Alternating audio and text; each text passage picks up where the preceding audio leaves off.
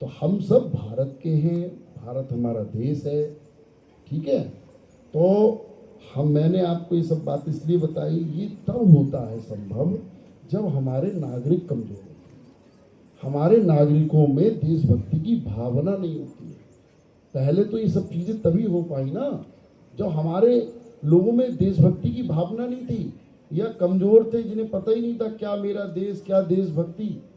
जब आप इतने मजबूत हो जाएंगे, आपको पता होगा कि कोई विदेशी ताकत हमारे देश पे घुस ना पाए, राज ना कर पाए, उसका आप विरोध करेंगे। आपके अंदर इतनी बुद्धि समझ होगी, अपने भारत की बात को आपको पता होगा, तभी तो कर पाएंगे।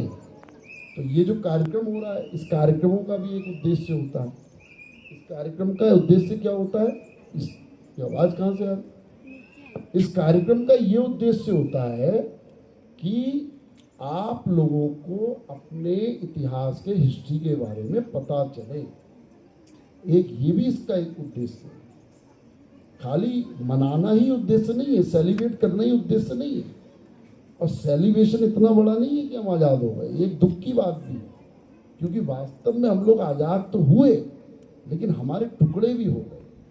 एक हमारा टुकड़ा बन के पाकिस्तान बन गया, जो आज हमारे लिए एक समस्या बना हुआ है। उससे पहले बांग्लादेश भी बना। बहुत सारे, हमारा देश अखंड भारत जो है बहुत बड़ा था। अफगानिस्तान भी हमारे देश का हिस्सा था, शायद आपको ना पता हो।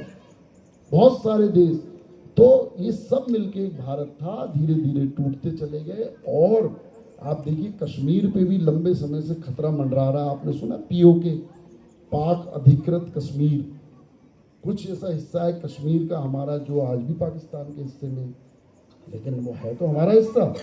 तो ऐसा नहीं है। अरुणाचल प्रदेश की तरफ भी हमारे देश में, अरुणाचल प्रदेश की तरफ भी हमारे देश में खतरा मंडरा रहा है। तो कुल मिला के ऐसा नहीं है कि आज हम बेफिक्र हो गए, आज हमारे देश पे कोई कब्जा नहीं कर सकता, या आज हमारी विदेशी ताकतों की नज़र हमारे देश पे नहीं है, या वो आज हमें नहीं तोड़ना चाहते, या आज हमारे देश पे कब्जा नहीं करना चाहते। सबकी नज़र है। आप आज भी सुनते हैं वो यूक्रेन, और अभी आपने वहाँ का युद्ध सुना होगा। कितने साल हो गए रूस का और यूक्रेन का युद्ध सुनते हुए? अभी तक चल रहा है, 3-4 साल हो गए।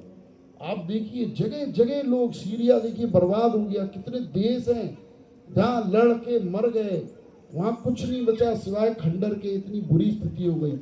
आप, लेकिन वो तब तक रहेगा जब तक हमारे देश के नागरिक मजबूत रहेंगे और आप में देशभक्ति की भावना रहेगी, ताकि आपके घर में घुस के या आपको कोई लालच दे के कोई आपके देश पे, हमारे देश पे कब्जा करने की नहीं सोचे। इसलिए ये सब बातें आपको बताई जाती हैं, ताकि आप उनसे प्रेरणा लो। जब वो लोग कर सकते हैं तो आप लोग क्यों नहीं कर सकते? और आपको कुछ नहीं करना है, आपको सिर्फ अपने देश के प्रति ईमानदार रहना है, और छोटी छोटी चीज़ों से आप देशभक्ति का परिचय दे सकते हैं। आप जो है